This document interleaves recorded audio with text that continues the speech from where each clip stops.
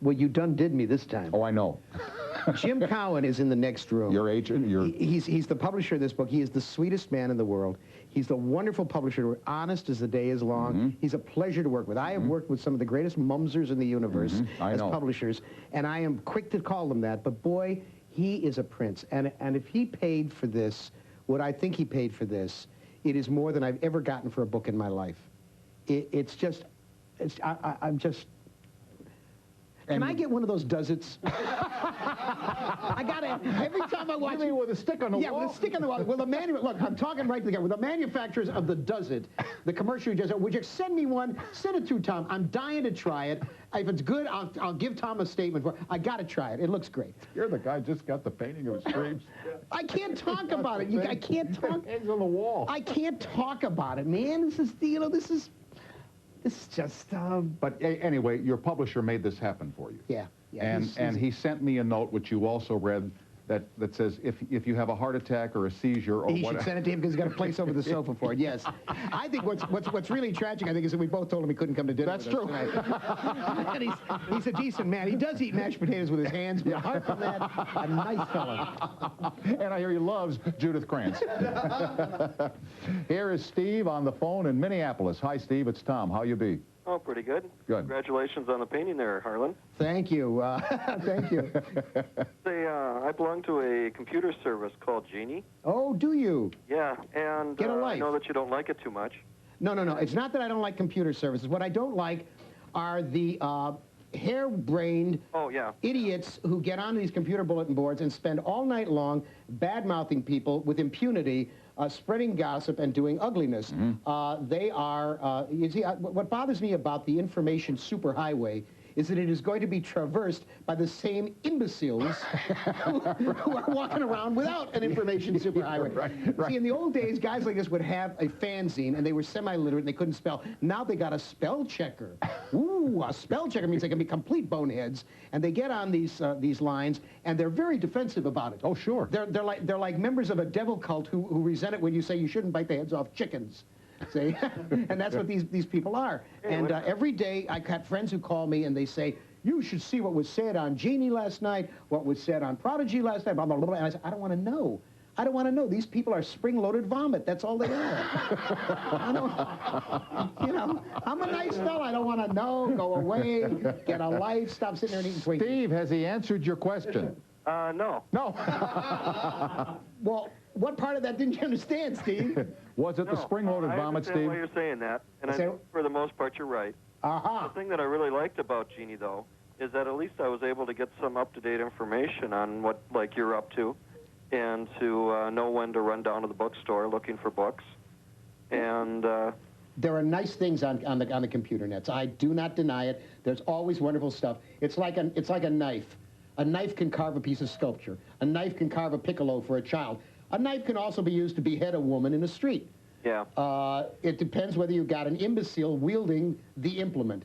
I'm not a Luddite. I got a fax. I've got an Electrodex for my address. The fact that I use, by the way, the fact that I use a manual typewriter and not a personal computer makes them crazy. Oh, I know. Makes them insane. Like they have to convert me. I said to some young people one day, I said, you know, they have a wonderful machine now where you don't have to type anything on a screen and then rearrange it. You can put a piece of paper in this machine, and it prints what you're writing right on the piece of paper. They said, what is it? I said, a typewriter. It's amazing. Steve, I'm glad you called. Thanks. Okay. Bye-bye. Bye. David in Rochester, New York. Hello. Hey, how you doing, Tom? I'm fine, David. How are you? Mr. Ellison, I am a huge fan of yours. Does that mean, when you say you're a huge fan, do you mean you weigh over 300 pounds? I weigh about 250. Aha. Okay. What can I do for you? Well, I'm a very big fan of yours, like I said, and I'm wondering, are we going to see anything on the big Howard Stern? Oh, it's a Howard Stern call. Oh, there's always this. I swear to God, Howard Stern must hire these people for a pittance to call people and ask about Howard Stern. Actually, Howard Stern is a transvestite. I'm not sure you know this. Howard Stern is a 13-year-old girl with, but not an attractive 13-year-old girl. I don't need this, Harlan. Do it on your own show. Okay. They won't let me do it on my own show. I know. Me neither. Lance in Louisiana. Hello. Hey, Tom. How's it going? Pretty good, Lance. Pretty good. How's everything? Whereabouts in Louisiana do we find you tonight? I'm right outside New Orleans. Oh, very good. Here's Harlan. He's right here. Say hello. You in Metairie? No, I'm in Gretna. I know Gretna. But one of my favorite books that you wrote was called Spider's Kiss. Spider Kiss, yeah. And I was wondering why that hasn't been made into a movie. I think it would make a great movie. And did you ever write a sequel to that? No, I never wrote a Spider Kiss is my rock novel. And Greil Marcus, who is about the best rock critic in the world, said it's the best rock novel ever written. I would second that. I love that book. And it was originally optioned by Elvis Presley's manager. For heaven's sake. And never made. Who, Parker? Parker took it, and it was never made. Then it was optioned by, I forgot. It's been optioned 2 or 3 times. It's never been made, and I think it's probably out of date as a movie now. Have you ever written a sequel to any of your books? No. And I'll tell you why. I hate sequels. I think sequels are chewing your cud twice. Yeah. I hate trilogies. I hate books that go on and on and on. Now, you know, when Conan Doyle got tired of doing Sherlock Holmes, he killed him. He threw him off the Reichenbach Falls. He said, take it easy. You're dead. And the people geschried, and they made such a noise that he came back and he wrote more. And the Sherlock Holmes stories that followed are not as good. Dumas, after he did Three Musketeers, he did 10 years later and 20 years after. Neither one is good. I've read books by people where they go back and they rethink. You say what you gotta say, and you get off stage and you write something else.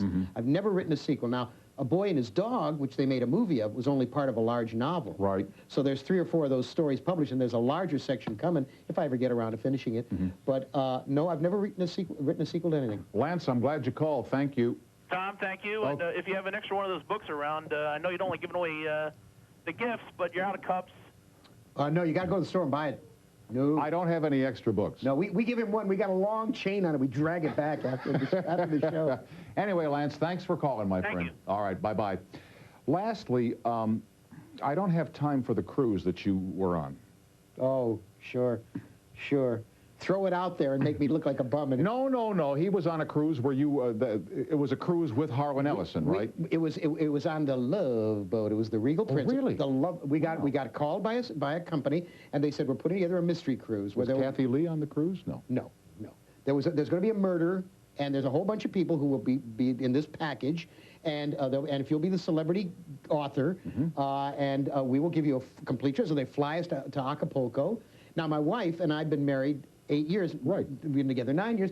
And about a year and a half ago, she said to me, take me on a honeymoon or I will kill you. And I said, not a hell of a lot of choice there. So this thing came along. I said, how would you like a nice trip, you know, up from Acapulco and Puerto Vallarta and Mazatlan and Cabo San Lucas. And she said, I'd love it. So we get on this boat, with this big boat. It's big. Big, with a lot of people with blue hair and support hose. And, you know, see, I'm not a cruise type kind of guy. I gathered that. 2 days, I was out of my mind. I wrote a story on ship. I'm sitting there writing a story. And we're walking to dinner one night, and there's all these, and I said to her, who are all these out-the-cockers? And she turns to me, she says, people your age, stupid. Let's see. Judith Kranz, Barbara Streisand, and the computer networks, and now the cruise line. They treated us like gods. We had a wonderful time. Susan loved it. So I pretend to like it. Yeah. Fortunately, she's not watching this show tonight, so I can tell the truth. I would sooner slash my wrist the long way than ever go on another cruise. Well, when we get, what is it he wants, the does it? The does it. I got to have a When does we get the does it in here, we'll send it over and you can play to your heart's content. Thanks, boss. Always a pleasure, kid. Do you watch Animaniacs? No. Oh, you got to watch Pinky and the Brain. I'll watch it. Minefields, the art of Jacek Jurka, and the fiction of You couldn't get a guy named Smith that paints, could you? It's a Pole. What do you want from me? And the fiction of Harlan Ellison, now available in hardcover and soft at bookstores everywhere. Everywhere. Always a pleasure. And what's the guy's name that got you the painting? Jim Cowan. He's not coming to dinner.